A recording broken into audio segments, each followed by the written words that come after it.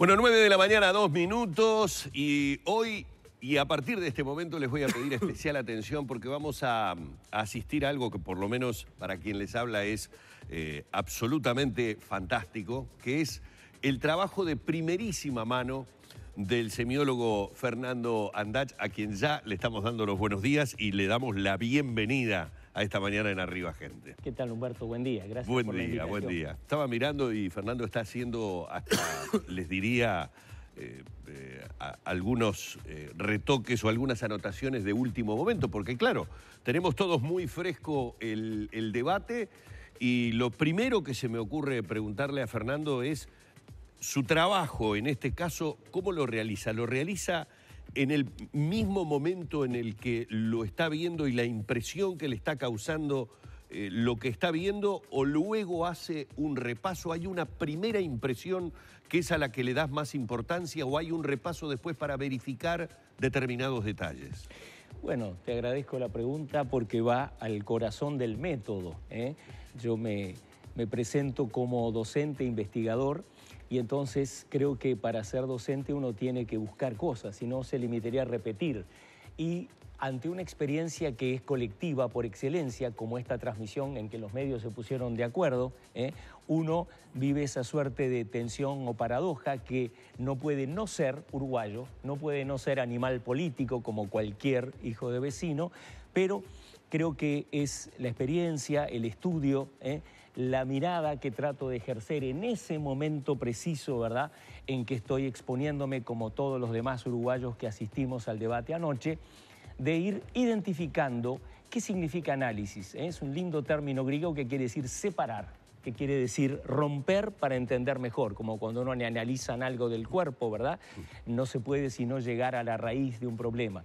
Y entonces, allí donde uno podría entusiasmarse o decepcionarse con su candidato, me impongo la disciplina, claro, de ver qué cosa puedo yo excavar, qué cosa puedo extraer de esa masa enorme de signos, de comunicación, que es de lo que ustedes trabajan, digamos, como comunicadores, que pueda aportar al debate, del debate. ¿Por qué no? Eso creo que es la definición de la democracia. Los medios que sirven, como este ahora, ¿verdad?, en varios momentos, continuamente, tratando de esclarecer cosas que pueden ir un poquito más allá de lo obvio que es el partisanismo, es decir, estoy con aquel que es natural, es inevitable, es como en un partido de fútbol, nadie lo puede ver neutramente. Bueno, mi trabajo se parece más al del juez, con o sin el famoso VAR. Claro, acá no hay VAR. Fernando se va a encargar de ir pidiéndonos, porque a ver, el trabajo fue realizado de esta manera, no le vamos a proponer nosotros, él nos va a proponer a nosotros con fragmentos que ha seleccionado, pero me siento en la tentación de globalmente preguntarte, no voy a caer en la tontería de decir quién te parece que ganó, porque acá no creo que es un tema de ganar o no. No. Yo los vi muy nerviosos a los dos.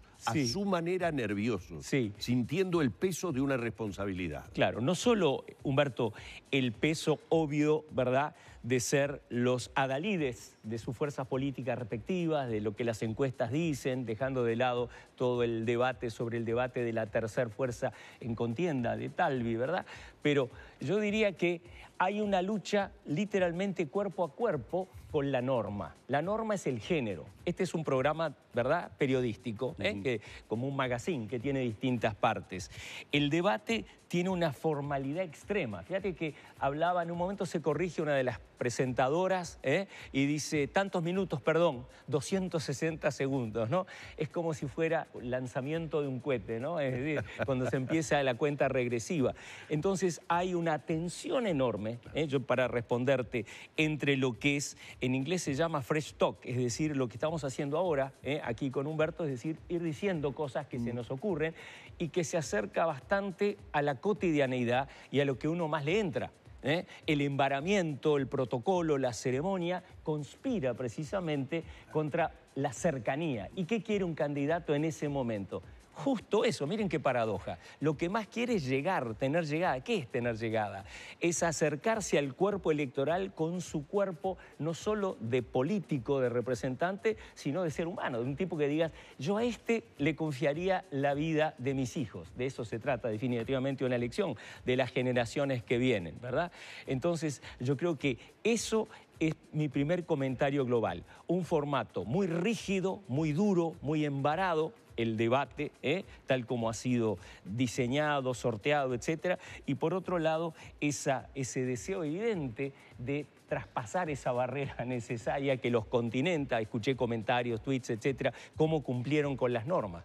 Porque si no al otro lo pone en una situación. Bueno, justamente cumplieron con la norma de esa formalidad y le jugó en contra entonces de esa cercanía. No me estoy refiriendo al formato que usted ya describió, sino claro, al uso que hicieron del formato esas dos personas que ayer debatieron. Mirá, creo que decía un poco en broma, pensaba, ¿no? Vieron en los parques de diversiones que hay esos cartones donde hay un soldado, un gladiador, un cowboy, ¿no? Y la persona, el visitante, pone la cara y se saca la foto. Creo que al principio, sobre todo uno de ellos, el ingeniero Daniel Martínez, estaba en esa situación. Es decir, había una suerte como que el cuerpo se resistía, luchaba denodadamente contra ese cartón donde tenía que poner la cara e iba más rápido su pensamiento que su dicción. Es decir, es un grave problema porque el ser humano solo capta lo que expresa el otro. Entonces, si se atropella mucho, digamos así, había nerviosidad, había toda una cosa que contrastaba con el otro, cuyo oficio precisamente, ¿cuál es? Es obvio, es algo previsible. Digo, no lo puedo creer. Lo puedo creer y estaba seguro que iba a pasar porque el otro tiene como oficio la retórica, la palabra, la oratoria. Es un político, parlamentario, abogado. Es decir, todo de su lado y van a ver cómo eso va a ir desarrollándose luego como contenido o tema, que eso sí es interesante para el análisis. Como esa incomodidad al principio que luego va a revertirse. Lo vamos a ver a un Daniel Martínez hacia el final muy confiado, va a ser irónico, va a lograr hacer ese tipo de juego, malabar verbal, que solo alguien que está bien ubicado, sentado en su podio, en su lugar, lo puede hacer. Y el otro, ¿verdad?, va a ir, en cambio, teniendo que responder, o sea, pasar a la defensiva. Vieron qué interesante que un debate, para hablar de un debate hablamos como de la guerra. ¿Quién ganó? ¿Quién perdió? Recién Humberto decía quién ganó, el otro lo venció. Porque las metáforas que usamos en el lenguaje no son un adorno, son la manera en que concebimos ese encuentro. No podríamos decir nunca se rieron, bailaron, en algún momento estuvieron danzando, no. Es decir, todo es un lenguaje pugilístico, como de boxeo, como de gladiadores, como una arena en que uno trata de liquidar al otro. Eso es inevitable porque es como se entiende. Vamos con los ejemplos que nos ha traído ahora Fernando de lo que sucedió anoche para que vayamos comprendiendo esto que nos ha dado en lo global del debate. Y en realidad comenzamos, Fernando, así lo has pedido, por lo que le llaman el minuto de oro. Exacto. Que es el minuto final, el mensaje final que aquí tenemos. Quiero dirigirme especialmente a los jóvenes que votan por primera vez el 27 de octubre. Afortunadamente, ellos les ha tocado vivir un Uruguay muy distinto que el de sus padres. Sus padres tuvieron que sufrir un Uruguay diferente. Un Uruguay donde recordábamos 4 de cada 10 personas vivían en la pobreza. Un Uruguay donde al ir a un hospital había que llevarse las sábanas. Un Uruguay donde la policía, más que uniformes, tenía harapos y tenía que comprarse las balas. Un Uruguay donde muchos niños y niñas para comer tenían que ir a la olla popular del barrio. Yo no quiero que esto vuelva a pasar. No quiero que retrocedamos en los logros, porque cada logro ha significado el esfuerzo de generaciones de uruguayos y uruguayas. Por eso yo no pido que me voten a mí. Pido que voten un proyecto político que ante todo ha tenido a la gente en el centro de los desvelos. Hechos y no palabras. Antes que nada, agradecer la oportunidad. Yo creo que el Uruguay necesita una alternancia.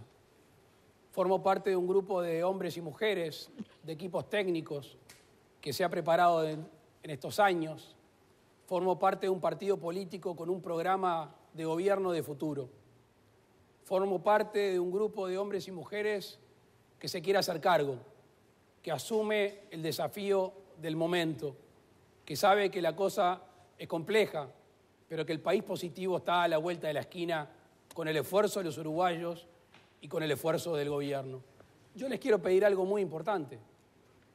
Les quiero pedir su confianza y espero poderlos mirar a los ojos dentro de 5 años y haber cumplido. Nosotros nos queremos hacer cargo. Yo me quiero hacer cargo.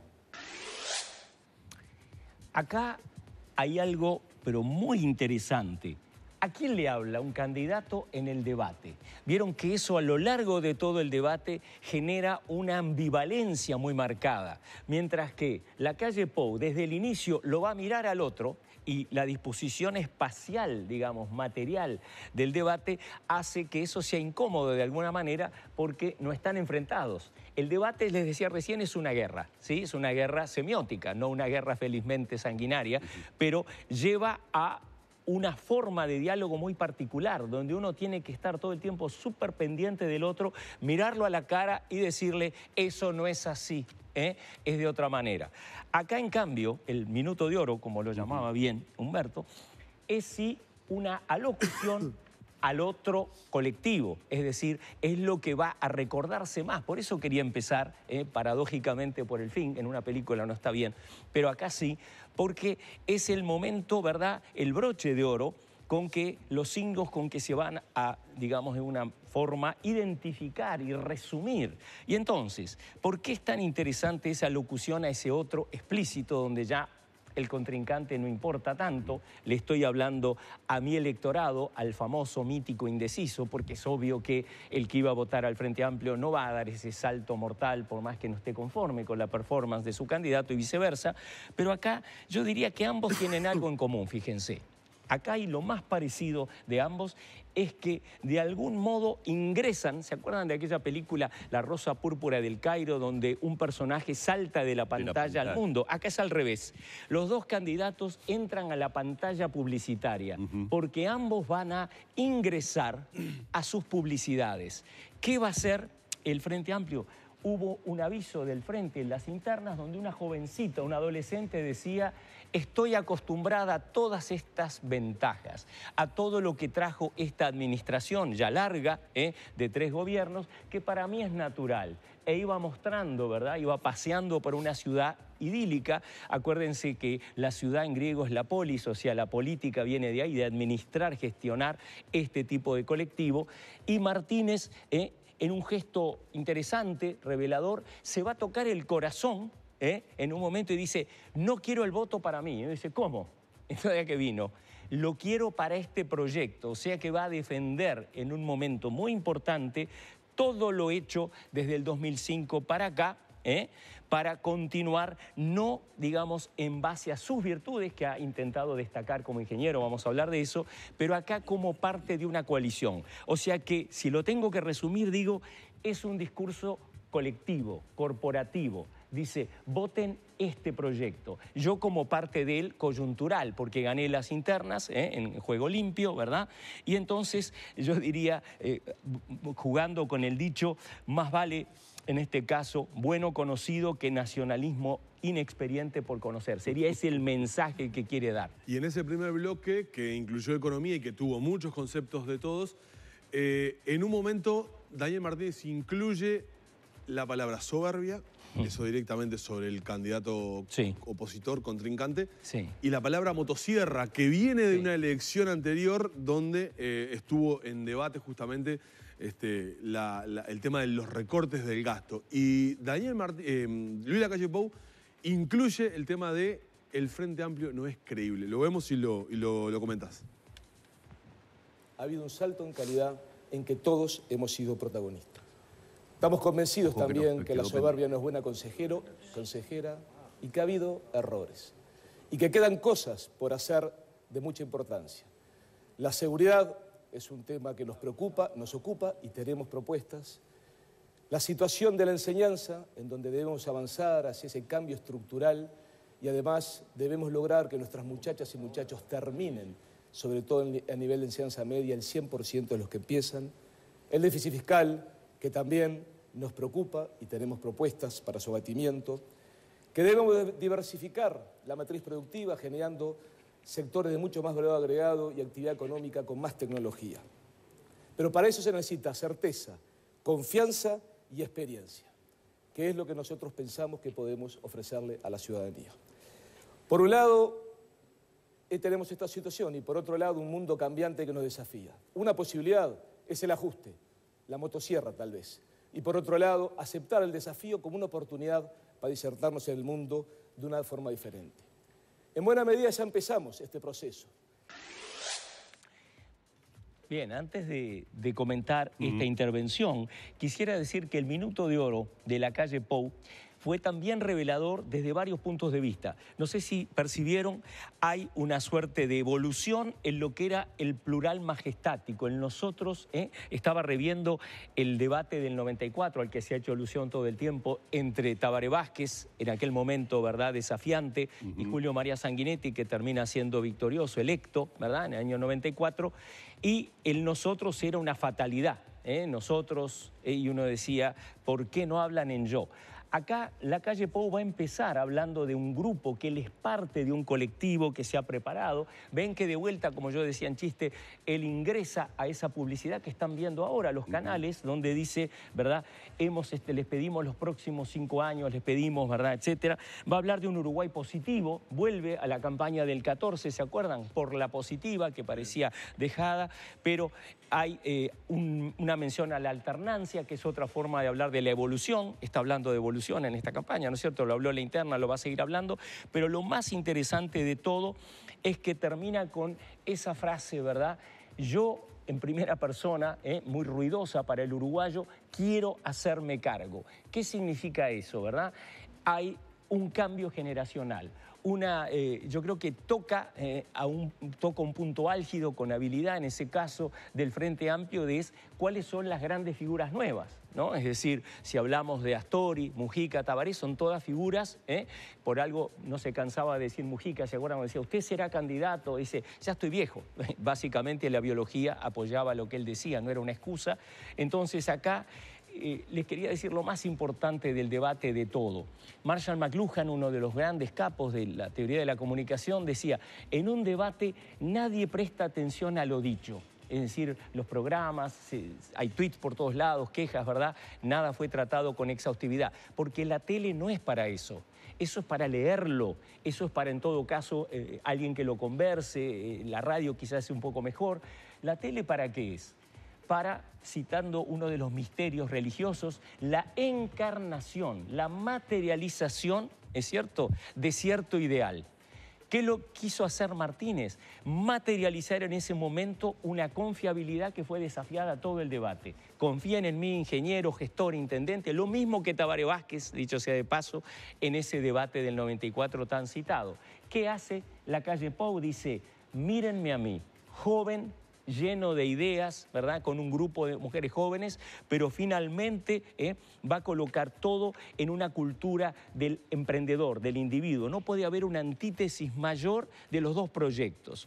Uno colectivista, ¿verdad?, que apuesta a todo eso hecho en el pasado y lo defiende en varios temas, como va a decir, tanto en la gestión ambiental, obviamente intendencia, ¿verdad?, como en otros elementos de calidad de vida, y el otro, en cambio, va a decir, yo soy el futuro, yo encarno el futuro, ¿verdad?, no él, ellos ya son un resabio del pasado.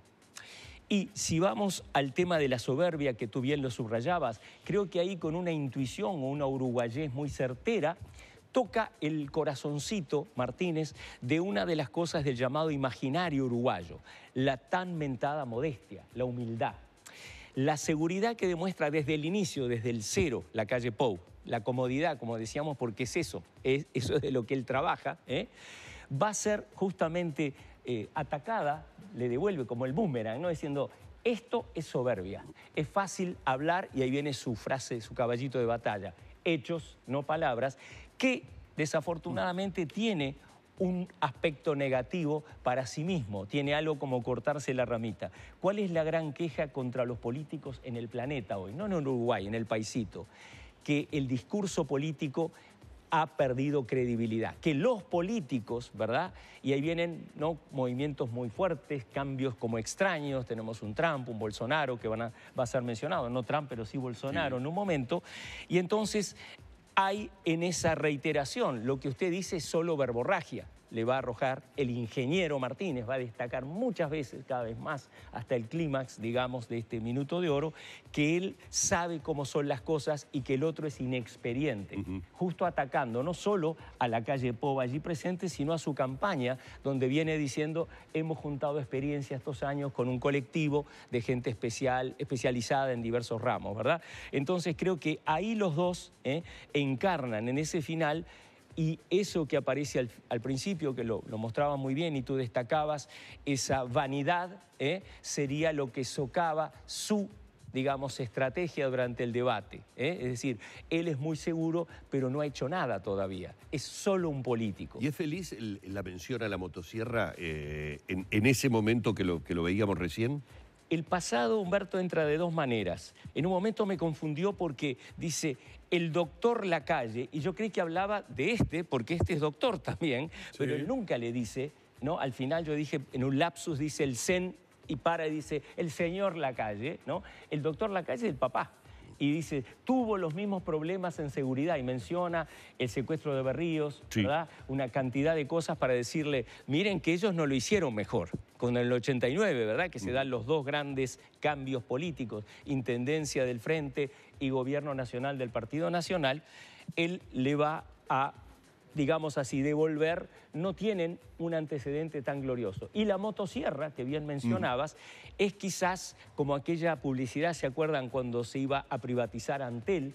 Que sale un aviso muy tosco sobre unos piratas, unos corsarios, ¿no? Una cosa que parece improvisada y que creo que tiene un efecto devastador en ese plan privatizador, y sale el orgullo estatista, vallista en el sentido del viejo valle, ¿no? Entonces la motosierra sigue siendo, creo, un as en la manga de la izquierda para decir, ojo al gol, que todo lo que ganamos en ese minuto, ¿se acuerdan? Llevar las sábanas al hospital frente a FONASA, etcétera, está diciendo de vuelta, miren lo que se arriesgan a perder con este inexperiente, o sea, logra muchas cosas. La respuesta de la calle Pou allí habla de un Frente Amplio no creíble y habla de tres Martínez, ¿no? ¿A qué tres Martínez? Vamos a ver ese fragmento que es, digamos, la respuesta inmediata a lo que podríamos haber subtitulado soberbia y motosierra. A ver. El Frente Amplio incumplió promesas y por ende no es creíble. Vale recordar la campaña electoral del 2014, el doctor Vázquez, el contador Astori, diciendo que no iban a haber impuestos. Sucedió todo lo contrario.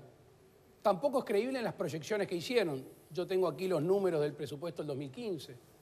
Claramente los niveles de crecimiento, los niveles de inflación, claramente los niveles de deuda bruta no se adecúan a los planteos. Y a mí me gustaría saber a quién le creo yo. ¿A cuál de los tres Daniel Martínez? Al Daniel Martínez, que va a tener que aplicar el programa de gobierno del Frente Amplio, que claramente establece en 3 o 4 puntos la posible suba de impuestos. Al Daniel Martínez, que hace poco tiempo decía ante empresarios que quien asegure que no va a subir impuestos realmente no sabe lo que va a pasar en el futuro. O al Daniel Martínez, que hace 3 días también ante empresarios dijo que no iba a subir impuestos. Fernando, acá, además de lo dicho, hay otras cuestiones no dichas, o sí dichas, pero no con palabras, miradas, y hablábamos del debate de esa guerra, que es difícil hacerla en paralelo, ¿no? Como ocurre. Claro. Como ocurre en televisión, que dialogamos, pero también miramos para adelante, ¿no? Exactamente. para la cámara. De vuelta, hay, como dije al inicio, una suerte de contradicción inherente al formato, al género discursivo, que debería parecerse, de vuelta a McLuhan, brillante, en el año 76, dice, deberían ser mucho más cortos y parecerse a esto. Esto era la discusión que él estaba teniendo con los periodistas, como con ustedes, ¿ven? Que respondo y no digo para adelante lo que tú me dijiste, muy importante porque es raro, te miro y digo, ah, sí, estoy de acuerdo, o lo contrario, y eso es mucho más, tiene más gancho, tiene más cercanía a la humanidad. Lo que hace aquí efectivamente al denunciar la inconsistencia es mirarlo, decir, usted no es consistente. Yo dije al inicio que la encarnación es muy importante, ¿no es cierto? Es decir, la materialidad que ellos traen, los dos candidatos, con sus cuerpos, con sus palabras, con sus gestos, es lo que en definitiva es la garantía última de lo que están diciendo. Estoy acá para decir esto y trato de decirlo del modo más sincero. Donde le pega continuamente Lacalle Pou no es sincero, porque depende de donde lo diga. La ironía va a venir más tarde, le dice, lo vamos a nombrar al señor Lacalle publicitario del Frente Amplio. Vocero. Porque un vocero, porque todo el tiempo lo trae, se refiere a que habla de Mujica, ¿no es cierto?, de Vergara y de Lustenberg, hablando de que no se cumplió con las políticas sociales, que justamente es el fuerte, ¿verdad? Es decir, nosotros vinimos a mejorar la calidad de vida, y le dice, sí, mirá vos, pero los propios de ustedes, no habla de colorados ni nacionalistas, dicen que no lo hicieron bien.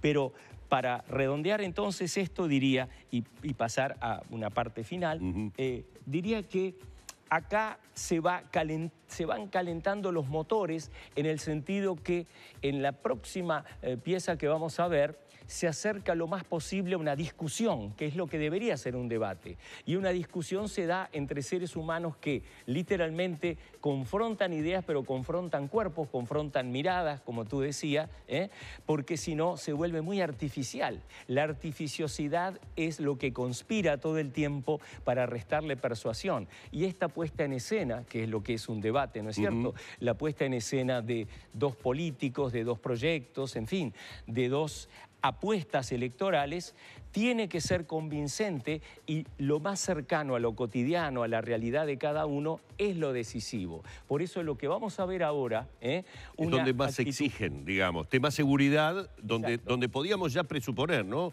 críticas de parte de Lacalle Pou hacia la gestión de seguridad del gobierno frente amplista, y vamos a ver el fragmento, pero te dejo planteada la pregunta. ¿Tenía el antídoto para eso Martínez, diciendo, revelando el nombre del futuro ministro del Interior? ¿Ese es el antídoto? Ajá. Lo vemos. Hace un año, 2 años, en la Intendencia de Montevideo recibimos la visita de un funcionario del gobierno central para proponernos trabajar en un plan barrial de mejora de la seguridad ciudadana. La idea nos encantó, era una forma de colaborar como Intendencia, sumándole al combate a la delincuencia, al golpear a las mafias en el barrio, sumarle en la mejora del espacio, recuperar también calidad de vida para los vecinos. Era un plan fuerte y enérgico que justamente apuntaba a sacar a las mafias de los barrios.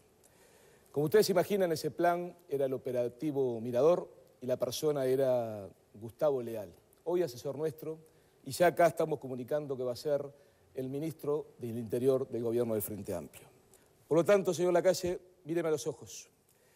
Usted no tiene, me parece, la experiencia y el conocimiento como para liderar este proceso. Deje que gente con experiencia, que ha enfrentado a la delincuencia con el chaleco antibalas, sea quien lidere el retornar un país seguro y de convivencia en paz. La pregunta es muy pertinente. ¿Es un antídoto esta figura que compararía con la del sheriff de una película, un Clint Eastwood, digamos, ¿no? Gustavo Leal como el vehículo, digamos, de ley y orden que ofrece el Frente Amplio y que tiene el problema de que ya está? Es la ventaja y la desventaja del que está en el oficialismo, porque esto responde a una polémica que ha habido estos días donde decían Bonomi igual Leal igual fracaso, claro, ¿no es cierto? Porque la inseguridad, etcétera. Acaba de decir el senador García, Leal es Bonomi tercerizado, lo dijo acá sentado recién. Mirá vos, claro. Vamos a ir al detalle. ¿Por qué me parece del punto de vista semiótico, comunicacional, el momento más caliente, más interesante? Lo veo al ingeniero Martínez, fíjense, muy seguro de sí. Se para en los pedales, como decimos normalmente, es tan distinto, parece que hubieran pasado años de ese comienzo embarado, sí, donde él pone la cara ahí y se atropella con las palabras, se equivoca, ¿verdad? Está incómodo, uno hasta le da como una especie de compasión, dice, ojalá que termine pronto, ¿verdad? Está sufrimiento, porque un debate es una suerte de sacrificio humano, es decir, se la juegan en una sobreexposición donde cada cosa dicha, no dicha, cada mirada va a ser juzgada implacablemente por el escalpelo de la opinión pública pública, hoy potenciada por las redes, sin duda. Entonces, me pareció impactante cuando, en medio de ese relato muy personal, vino a verme un día, vieron que es un cuento, es una narrativa, rompe totalmente el debate, ¿no? No dice las cifras de esto, el agua, la luz, qué sé yo. Ahí dice, vino una vez, había una vez, ¿no? Que eso engancha mucho, ¿viste? Cuando vas a contar una anécdota, dice, un día llegó un tipo. Pero porque va a la cotidianeidad de la que hablabas antes. Exacto, ahí la recupera. Exacto. Ahí es el Martínez que vi en otras entrevistas, en este programa, ¿verdad? De tipo casi autobiográfico que hay ahora. Entonces, él va a decir, llega esta persona, y ahí llega lo más interesante para periodistas como ustedes, ¿verdad? Lo que viene a ser la primicia. El anuncio. El anuncio, pero se pone, fíjate, Humberto, más presidencial que nunca, porque eso requiere tener poder. Yo no puedo decir, y nombro ministro a nadie hasta no ser. O sea, ¿qué es lo que llamamos en lingüística un performativo? Yo te nombro caballero, yo bautizo a fulano. Para hacer eso tenés que estar en cierta posición de poder, si no es un chiste. Claro. No podés casar a nadie ni nombrar a nadie. Y entonces ahí está contando ese cuento que tiene una familiaridad, una entrañabilidad, y de golpe dice, míreme.